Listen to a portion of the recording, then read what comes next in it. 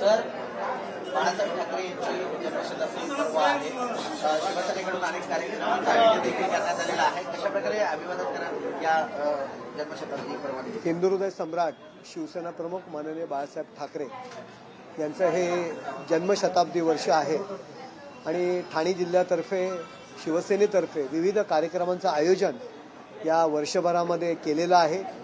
अनेक विविध सामाजिक उपक्रम आहेत, सांस्कृतिक उपक्रम आहेत आणि बाळासाहेबांचं जे भूमिका आहे, बाळासाहेबांचं चरित्र आहे आणि बाळासाहेबांनी केलेलं काम येणाऱ्या नव्या पिढीपर्यंत पोहोचावं या दृष्टीने कार्यक्रमांचं आयोजन केलेलं आहे. सर, जरी पाहिजे झालं तर खरी शिवसेना कोणाची असा देखील प्रश्न विचारला जातो. बाळासाहेबांचे आज जन्मशताब्दी पर्व आहे, यानिमित्त अनेक कार्यक्रम देखील होणार. उपमुख्यमंत्री या सगळ्या कार्यक्रमांची घोषणा देखील करणार आहेत.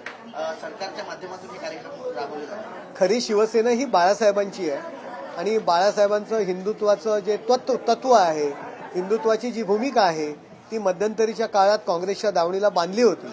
हिंदू हृदय सम्राट म्हणण्याकरता सुद्धा त्यांना लाज वाटत होती, परंतु एकनाथ शिंदे साहेबांनी घेतलेली भूमिका आणि त्यांनी पुन्हा हिंदुत्वाकडे वाटचाल या शिवसेनेची नेलेली आहे आणि महाराष्ट्राने वेळोवेळी दाखवून दिलेले आहे की महाराष्ट्रामध्ये एकनाथ शिंदे साहेबांच्या नेतृत्वाखाली जी शिवसेना, की ज्या शिवसेनेचे मुख्य नेते एकनाथ शिंदे साहेब आहेत, जनतेने कौल हा त्या शिवसेनेला दिलेला आहे. त्यामुळे याचं उत्तर लोकांनी मतदानातून दिलेलं आहे.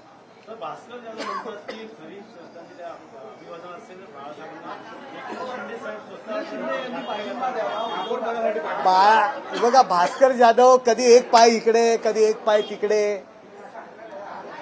ते ज्या युबीटीचे आहेत त्या अधिकृत उमेदवाराच्या विरुद्ध ते पंचायत समितीला प्रचार करतात. त्यांनी बाळासाहेबांचं नाव घेण्याचा सुद्धा अधिकार नाहीये. बाळासाहेब असताना शिवसेना सोडून ते गेले होते. मातोश्रीला दरवाजावरती लाखोली वाहिली होती शिव्यांची. त्यांनी एकनाथ शिंदेना शिकवण्याचा प्रयत्न भास्कर जाधवांनी करू नये. ते आज इथे आहेत, उद्या कुठे उडी मारतील त्यांचा भरोसा नाही.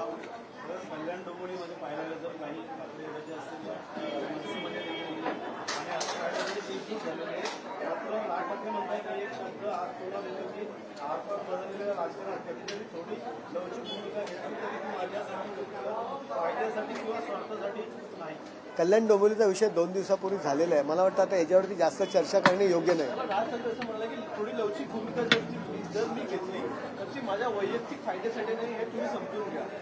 मला एवढंच म्हणायचं आहे की राजसाहेबांनी त्यांची भूमिका सांगितलेली आहे.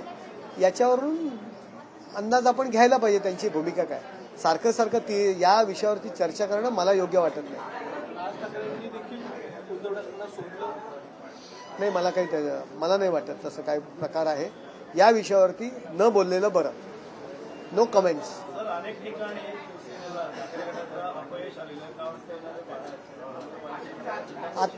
आत्ताच अपयश आलेलं आहे असं नाहीये. विधानसभेपासून, लोकसभेपासून, नगरपंचायतींपासून, महानगरपालिका असतील, आता जिल्हा परिषद, त्यांना उमेदवार भेटत नाहीये.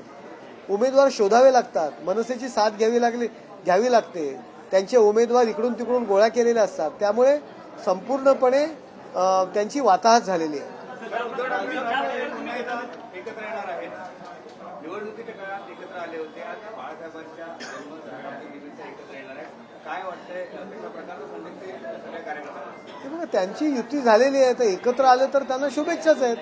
आता त्यांनी एकत्र आले म्हणून आम्हाला काय वाटतं हा काय विषय नाहीये ना. त्यांची युती आहे, त्यांची आघाडी आहे, तर एकत्र येणार. सर, भाजपने आज एक नगरसेवकांची बैठक घेतली. गटनेता ठरवलं नाही, मात्र 27 तारखेला आम्ही कोकण भवनात गटनेता ठरवू आणि त्यांनी 2 महापौर पदाचे उमेदवार देखील जाहीर केलेले आहेत. निरंजन डावखरे यांनी एससी कॅटेगरीमधले आमचे 2 उमेदवार आम्ही कोकण भवनात समोर ठेवणार आहोत. महापौराचे उमेदवार कोकण भवनासमोर ठेवावे लागत नाहीत.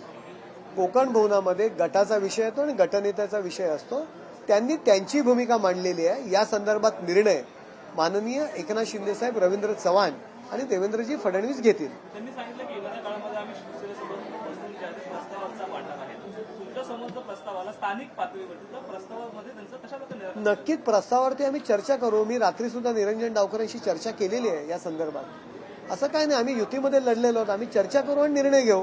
परिवहन खातं असेल किंवा असे अनेक जे प्रमुख खाते आहेत, महापौर पद असेल, उपमहापौर असेल, त्यांची देखील जी आहे ती चर्चा करून तुमच्याकडे प्रस्ताव देणार आहेत. काय युती झाली की चर्चा ही होतेच.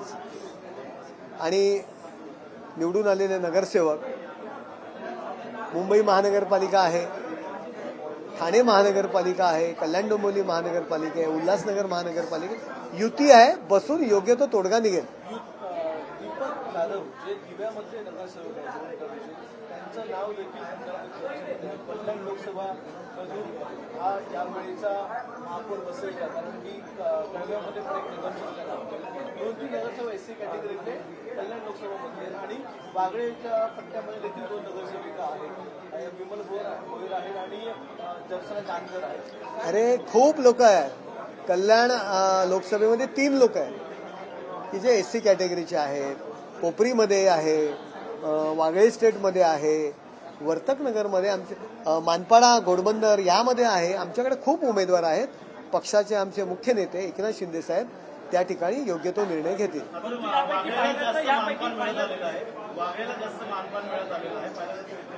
असं कोण म्हणालं?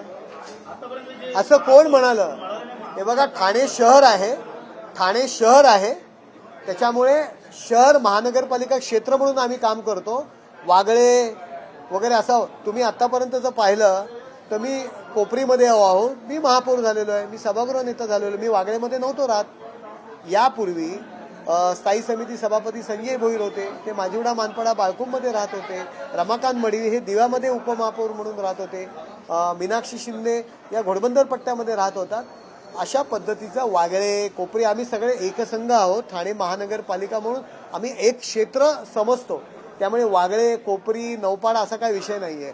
आमच्या पल्लवी कदम या ठाणे शहरातल्या आहेत, त्या आमच्या उपमहापौर होत्या. आता पवन कदम ठाणे शहरातले आहेत, आता गटनेते झालेले आहेत.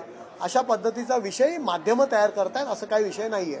जी नावं सुद्धा चर्चेमध्ये आहेत त्यापैकी काही जण जे आहेत ते प्रथमच निवडून आलेले चर्चेमध्ये प्रथमच निवडून आलेले आहेत, परंतु आणखीन काही जे आहेत ते दुसऱ्या पक्षातून तुमच्या शिवसेनेच्या तिकिटावरती निवडून आलेले आहेत. परंतु काही जण जे आहेत ते गेल्या अनेक वर्षांपासून शिवसेनेमध्ये आहेत. नेमका कोणत्या गोष्टींचा विचार केला जाईल महापौर पदासाठी? चर्चा कुठेच सुरू नाहीये. आमच्यामध्ये पण चर्चा नाहीये. माध्यमं चर्चा घडवत आहेत. आमच्याकडे मुख्य नेते एकनाथ शिंदे साहेब सारासार सगळा विचार करून निर्णय घेतील. ठाण्यानंतर नवी मुंबईमध्ये काय चेहरा असणार आहे महापौर उपमहापौर पदासाठी स्टँडिंगसाठी तुमच्या देखील तिकडे देखील सत्तेची वाटाघाटी होईल की सगळी महत्वाची पदं ही भाजपकडे जातील आणि शिवसेना विरोधी बाकावर? नवी मुंबईमध्ये मी आज संध्याकाळी जाणार आहे. आपण नवी मुंबई विषयावरती नवी मुंबईत बोलूया. ठाण्यामध्ये आम्ही युती म्हणून लढलोय, नवी मुंबईत वेगवेगळे लढलोय, त्यामुळे अशी सरमिसळ होईल. त्यापेक्षा आपण नवी मुंबईतच त्या विषयावर बोलूया.